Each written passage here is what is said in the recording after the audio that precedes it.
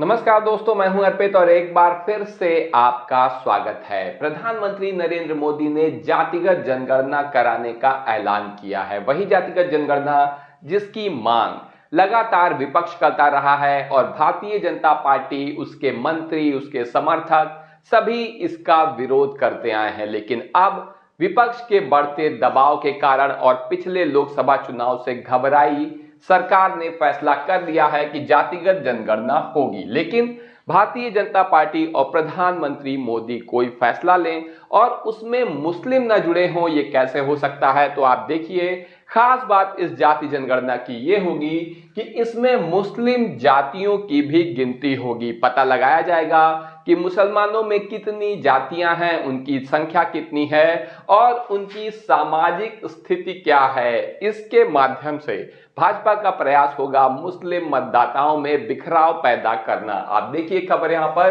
TV9 Bharatvarsh की कि ब्राह्मण ठाकुर ही नहीं, जातिगत जनगणना से सैयद और पठान की भी बढ़ेगी टेंशन। तो निश्चित रूप से भाजपा का जो मकसद है वो यही है कि मुस्लिम समुदाय को बिखेरा जाए। और एक बात और है कि अपने अंधभक्तों को भी समझाना है कि देखो, मैंने जो डिसीजन लिया है, जिसका आप विरोध कर रहे हैं, मैं विरोध कर रहा हूं, यानी भाजपा के समर्थक और भाजपा की सरकार, उसे यह समझाना है कि असल में हमारे इस फैसले से मुसलमानों को नुकसान होगा। आप देखिए, राष्ट्रीय स्तर पर मोदी सरकार ने जातिगत जनगणना कराने का फैसला किया है, तो उसका सियासी इफेक्ट सिर्फ हिंदू अपर कास्ट के ब्राह्मण, क्षत्रिय, भूमिहार और कायस्थ पर नहीं पड़ेगा, बल्कि मुस्लिमों के शेख, सैयद, पठान जैसी सवर्ण जातियों पर भी पड़ेगा।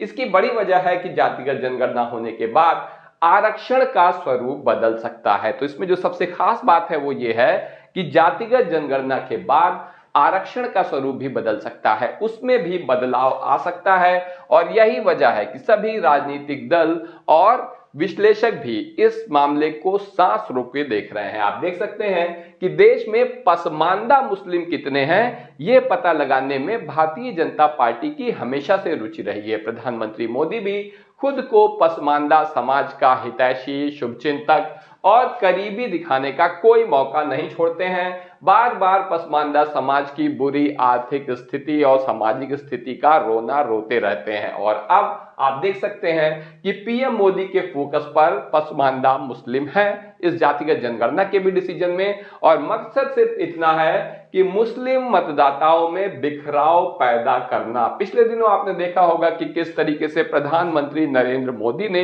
32 लाख मुस्लिम परिवारों को सौगात ए मोदी दी थी। आप कल्पना करिए कि अगर प्रधानमंत्री मोदी के अलावा किसी अन्य पार्टी के प्रधानमंत्री ने इस तरीके की कोई योजना चलाई होती तो कितना हंगामा मचता, भाजपा के लोग ही कितना हंगामा मचाते। लेकिन मोदी जी और उनकी पार्टी का मकसद बिल्कुल स्पष्ट है, पसमानदा की गिनती ओबीसी कोटे में होगी। ये भी एक बहुत महत्वपूर्ण बात है और इससे ये बात भी बल मिलता है कि ओबीसी समुदाय को मिलने वाले जो लाभ हैं वो भी पसमानदा मुस्लिमों को मिलेंगे। ऐसा करके भारतीय जनता पार्टी का प्रयास है अपने लिए एक बड़ा वोट बैंक तैयार करना।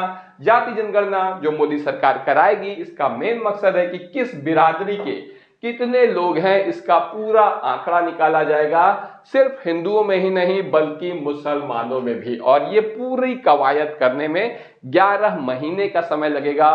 30 लाख कर्मियों को इसके लिए ट्रेनिंग दी जाएगी। ऐसे में जो सबसे बड़ा सवाल उठता है वो ये है कि क्या बिहार चुनाव पर इसका कोई असर पड़ेगा, क्योंकि 11 महीने में परिणाम आएंगे, 11 महीने का समय लगेगा।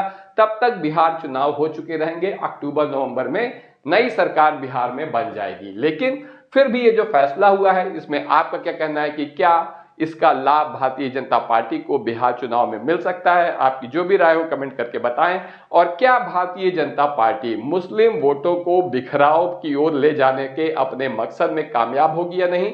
जो भी आपकी राय हो कमेंट करके बताइए। वीडियो लाइक करिए, चैनल सब्सक्राइब करिए और अपने दोस्तों के साथ शेयर करना न भूलिए। धन्यवाद।